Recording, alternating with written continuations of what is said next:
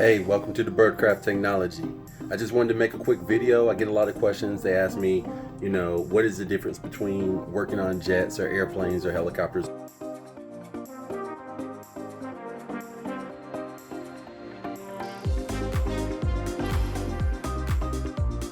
Okay, there are differences, but the differences are more so described by what type of operation it is.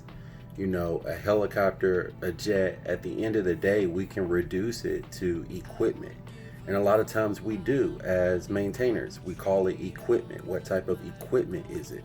When you treat every aircraft like a piece of equipment and you treat yourself like a equipment maintainer, at that point you look at other factors in the operation. What type of culture do they have? What type of people work there? What are you going to gain from the operation? What value can you bring to the operation? Do those two coincide? What type of schedule do they run, right? Are you a family man or woman where you want to have, nights and weekends?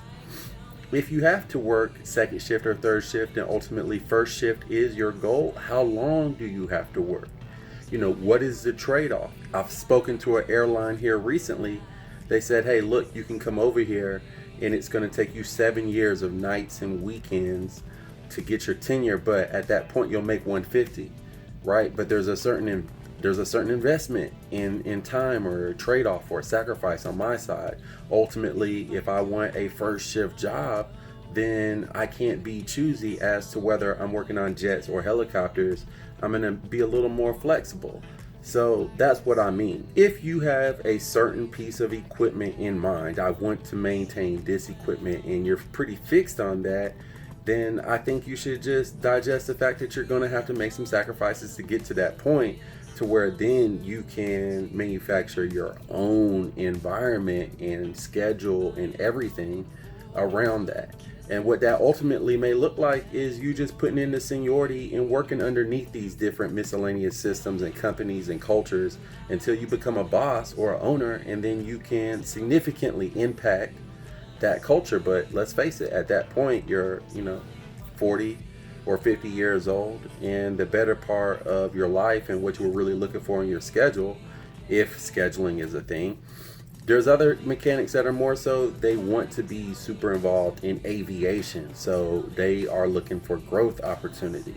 I know a lot of mechanics that have become pilots, and they've done that through their operations or through relationships gained in those operations. A lot of times it takes a lot more people, right, to just remove a panel on a big piece of equipment. So a jet, a lot of times is bigger than a helicopter. So helicopter, I can remove that panel very quickly by myself. With jets, I went on test flights, but not very often.